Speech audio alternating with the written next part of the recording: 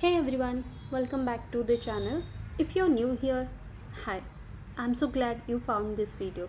And if you are already part of this journey with me, welcome back and let's get into it. Today we are talking about a term you're going to hear literally every single day once you step into a medical billing or healthcare admin. And that word is RCM, short for Revenue Cycle Management. Now I know what you are thinking. RCM sounds like a big scary finance word that only accountant understand. But I promise, by the end of this video, you are going to understand it better than most people who have been working in this field of medical billing. Here is the simplest way I can explain it. RCM is basically the money story of a hospital visit. It starts the moment you pick up the phone to book a doctor's appointment, and it doesn't end until every single dollar of that visit has been paid off, whether by your insurance company or by you. Think of it like ordering food on a delivery app. You open the app and place your order. That's like booking your appointment. The app checks your payment method. That's like insurance verification. The restaurant cooks your food. That's the doctor actually treating you. And finally, money moves out of your account and into the restaurant account. That's the hospital getting paid. As in it's just that whole journey, but for healthcare. So grab your coffee, get comfy, and let's talk. Walk through the together step by step, start to finish. Before we zoom into the details, I want you to see the big picture first. Because once you see the shape of the whole thing, every little piece will make so much more sense. RCM has three major stages. I like to think of it them like three chapters of the same story. Chapter 1 is front end. This is the everything that happens before you even sit down in front of the doctor. Chapter 2 is the mid cycle. This is the everything that happens while your work actually being treated. And the chapter 3 is the back end. This is the everything that happens after you have gone home when the hospital is actually trying to collect the money. Front end, mid cycle, back end. If you remember nothing else from this video, remember those three words. Because literally every task in medical billing falls under one of these three buckets. Okay, let's go deeper into each one. Let me give you the textbook definition first and then I will translate it into human words. Okay. So, revenue cycle management in healthcare is the financial process that tracks the patient journey from appointment scheduling to the final resolution of a bill. Okay, that's a mouthful. Here's the what that actually means in real life. It means someone, usually a whole team of people, is tracking your visit like a little relay race. One person hands off the baton to the next person. All the way from hey, I want to book an appointment to okay, this bill is fully paid. We are done here. Along the way, it covers patient registration, insurance verification, medical coding, sending the claim to insurance, and finally, collecting the payment. Every single one of those is a checkpoint in the race. And if even one checkpoint drops the baton, say someone types your insurance number wrong, the whole race can get delayed or even disqualified, meaning the hospital doesn't get paid. That's why RCM exists. It's there to make sure that baton never gets dropped. Now you might be thinking, okay, cool, but why should I actually care about this? Great question. Let me give you three real reasons. Reason 1, financial stability. Hospitals aren't free to run. They have doctors to pay, equipment to maintain, lights to keep on. RCM makes sure they actually get paid correctly and on time for the services they provide, which keeps the whole place financially healthy. Reason 2 is a reduced errors.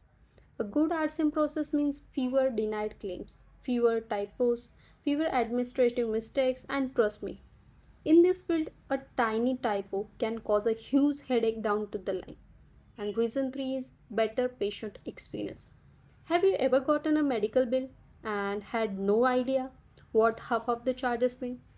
That confusion is exactly what good RCM tries to prevent. It makes the billing clear and easy to understand, so patients aren't left stressed out, starting at a piece of paper full of numbers they don't understand. So, really, RCM isn't just a some back office financial thing, it directly affects whether a hospital survives and the whether patient trusts that hospital. The six key stages. Before we dive deep, here's a quick preview of a six key stages you are going to see over and over again in this field: pre-registration and registration, insurance verification, charge capture and coding, claim submission, denial management, patient billing and collection. Keep these six in your head like a checklist. Now, let's actually walk through them. Group into three chapters: front end, mid cycle, and back end. Okay, picture this with me. You wake up one morning, you're not feeling great, and you decide to call up a clinic to book an appointment. The moment you dial that number, chapter 1 has officially begun. This whole stage happens before or during your visit. Before the doctor even says hello, think of it as laying the foundation of a house. If this part is shaky, everything built on top of it later will be shaky too. Step 1: pre registration and scheduling. This is literally just booking your appointment. Someone on the phone or a form online asks for your name, your contact details, and little bit of your insurance info. Sounds simple, right? But here is the catch. Why this matters?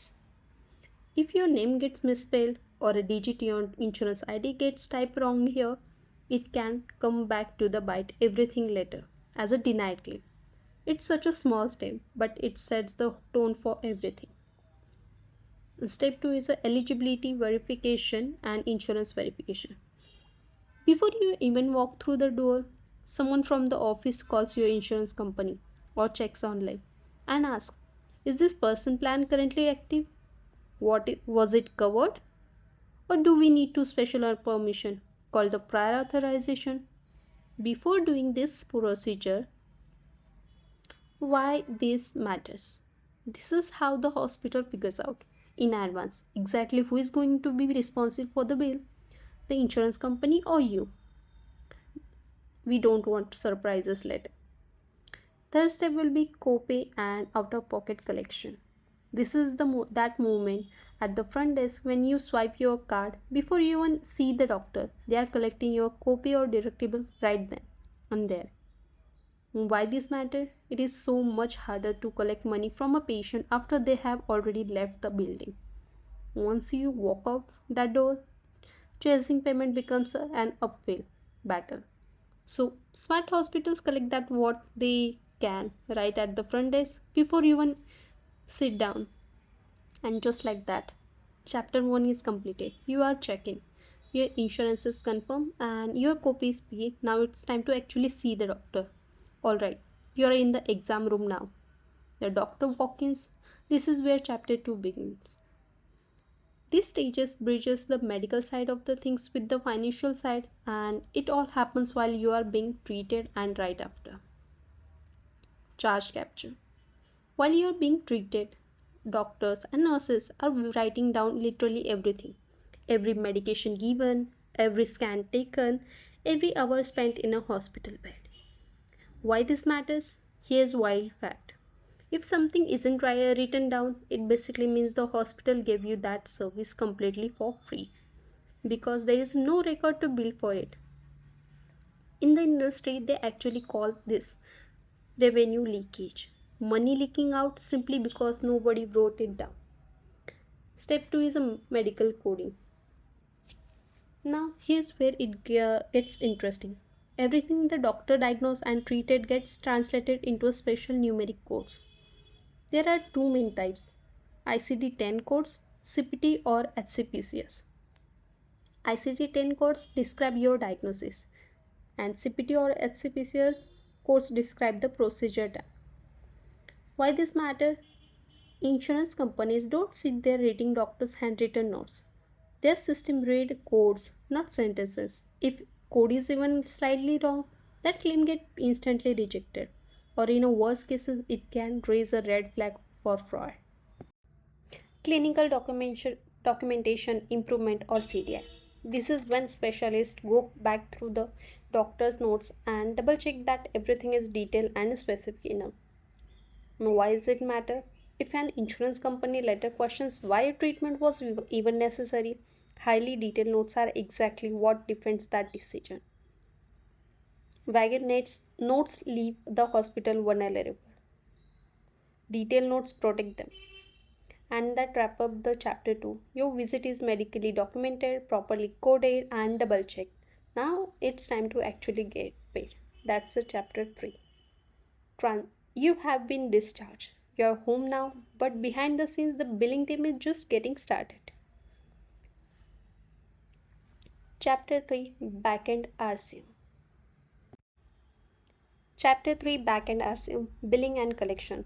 This stage kicks off after you have discharged and all the codes are finalized. This is where the hospital actually chases down and collects the money. Claim submission. The billing department gathers all those codes and puts them onto a standard claim form, something like CMS 1500 or UB04 form in hospital billing, and send it electronically to something called a clearinghouse.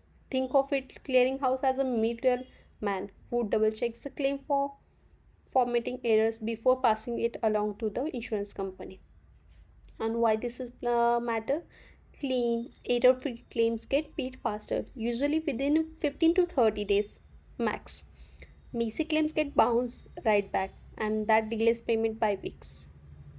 Payment posting. Once the insurance company approves the claim, they send back to the payment along with the document called an electronic remittance advice or ERA or EOB, explanation of benefit. This is how exactly